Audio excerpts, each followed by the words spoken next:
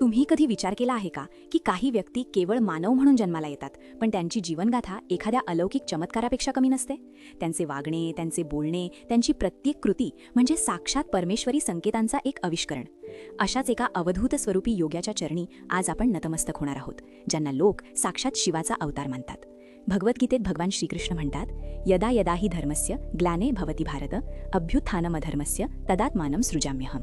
अर्थात जेव्हा जेव्हा धर्माला ग्लानी येते आणि अधर्माचे प्राबल्य वाढते, तेव्हा तेव्हा मी स्वतःला साकार करतो.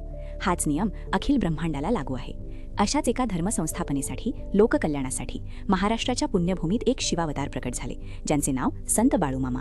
कोल्हापूर जिल्ह्यातील एका सामान्य धनगर कुटुंबात जन्माला आलेले बाळूमामा, पण त्यांचे कर्तृत्व आणि त्यांचे आध्यात्मिक सामर्थ्य कोणत्याही जाती धर्माच्या सीमेपलीकडचे होते. ते केवळ एक संत नव्हते, तर ते एक अवलिया योगी होते, ज्यांनी आपल्या तेजाने लाखो भक्तांचे जीवन उजळून टाकले. त्यांनी आयुष्यभर साधेपणा, निस्पृहता आणि परोपकाराचा एक आदर्श घालून दिला. त्यांची प्रत्येक कृती ही केवळ एक घटना नव्हती, तर ती एक गहन आध्यात्मिक शिकवण होती. त्यांच्यामुळेच अनेक कुटुंबांचे जीवन सावरले, अनेकांना योग्य मार्ग मिळाला. बाळूमामांचे जीवन म्हणजे एक प्रेरणादायी गाथा आहे, जी आजही अनेकांना मार्गदर्शन करते. बाळूमामांचे जीवन म्हणजे साधेपणा, निस्पृहता आणि परोपकाराचा एक आदर्श. त्यांनी आयुष्यभर शाकाहारी भोजन घेतले. काही वेळा तर केवळ गरगोटी म्हणजे सामान्य दगड खाऊन ते संतुष्ट राहिले असे म्हटले जाते.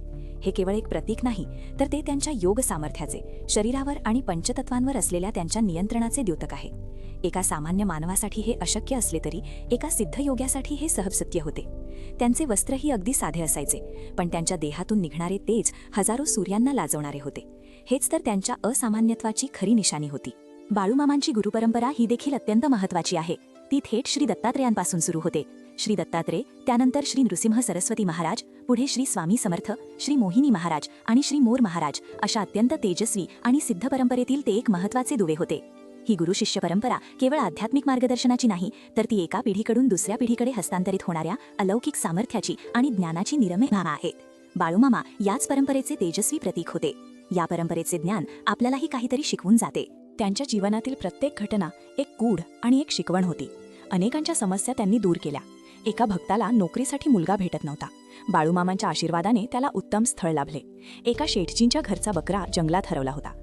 बाळूमामांनी योग सामर्थ्याने त्याचे स्थान जाणले आणि तो बकरा सुरक्षित घरी परत आला. हे केवळ प्राण्यांवरील त्यांचे प्रेमच नव्हे, तर त्यांच्या सूक्ष्म देह आणि स्थूल देहावर असलेल्या नियंत्रणाचं दर्शन घडवते, जिथे ते दूरवरच्या गोष्टीही जाणू शकत होते.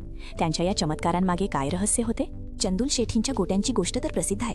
मामांच्या केवळ स्पर्शाने त्या सामान्य गोट्यांना अलौकिक तेज प्राप्त झाले. त्यांची आर्थिक स्थिती सुधारली.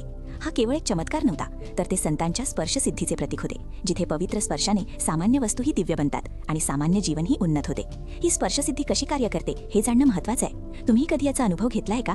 त्याचप्रमाणे त्यांनी एका परकरलेल्या थाळीचा वापर आयुष्यभर केला आणि ती थाळी नेहमी स्वच्छ आणि तेजस्वी राही. हे त्यांच्या अनासक्तीचे, अलिप्ततेचे आणि आंतरिक शुद्धतेचे द्योतक आहे. बाहेरून साधे वाटणारे जीवन आतून किती समृद्ध आणि निर्मळ असू शकते याचे हे उत्तम उदाहरण. ही थाळी केवळ एक भांडे नव्हते, तर ते त्यांच्या जीवनाच्या तत्वज्ञानाचे प्रतीक होते. आपल्या जीवनातही ही अनासक्ती कशी आणता येईल? मामा जिथे जिथे बसत, जिथे त्यांचा वास असे, ती जागा चैतन्याने भारून जाई. बाभीच्या काठेरीसारखी ठिकाणे आजही त्यांच्या सूक्ष्म अस्तित्वाची साक्ष देतात. अनेक भक्तांना त्यांच्यातून तेजस्वी प्रकाश बाहेर पडताना दिसला. हा प्रकाश म्हणजे केवळ भौतिक किरणे नव्हती, तर ते त्यांच्या दिव्य आत्म्याचे, त्यांच्या सिद्धींचे आणि त्यांच्या जागृत कुंडलिनी शक्तीचे तेज होते, जे त्यांच्या भक्तांना ऊर्जा आणि चैतन्य प्रदान करत असे. त्यांच्या अवधूत स्वरूपी वागण्यामुळे त्यांची कीर्ती महाराष्ट्र आणि कर्नाटक या दोन्ही राज्यांमध्ये पसरली. आजही अनेक जण तिथे जाऊन अनुभव घेतात. आजही संत बाळूमामांचे समाधी मंदिर हे लाखो भाविकांसाठी एक पवित्र ऊर्जा केंद्र बनले आहे. तिथे गेल्यावर पाय धुवून प्रशस्त सभामंडपात प्रवेश करताच बाळूमामांच्या प्रसन्न मूर्तीचे दर्शन घेताना एक अनामिक शांती आणि सकारात्मक ऊर्जा अनुभवता येते. त्यांच्या दर्शनाने, त्यांच्या स्मरणाने अनेकांच्या मनातील चिंता दूर होतात, अडलेली कामे मार्गी लागतात आणि एक गहन आध्यात्मिक अनुभूती मिळते. त्यांची शिकवण आजही आपल्याला साधेपणाने जगण्याची, प्राणीमात्रांवर प्रेम करण्याची आणि निस्पृह भक्तीची प्रेरणा देते.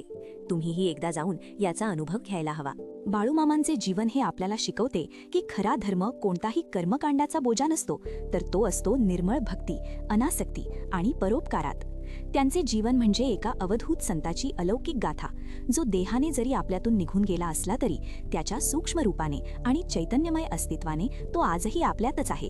त्यांच्या पावन चरित्रातून मिळालेली ही शिकवण आपल्या जीवन रुपवणे हीच त्यांच्यासाठी खरी श्रद्धांजली ठरेल. ही शिकवण अंगीकारणे म्हणजेच जीवनाला खरा अर्थ देणे. बाळूमामा देहाने जरी आपल्यातून निघून गेले असले तरी त्यांचे सूक्ष्म रूप आणि चैतन्यमय अस्तित्व आजही आपल्यासोबत आहे. त्यांच्या समाधी मंदिरातच नव्हे तर त्यांच्या प्रत्येक भक्ताच्या हृदयात ते वास करतात. त्यांची शिकवण, त्यांचे आदर्श आपल्या जीवनात उतरवणे हाच त्यांना खरा आदर आणि श्रद्धांजली देण्याचा मार्ग आहे. त्यांच्या स्मरणानेच आपल्याला खरी शक्ती आणि समाधान मिळते. ओम नमः शिवायच्या गजरात त्यांचे स्मरण करा आणि त्यांचे आशीर्वाद मिळवा.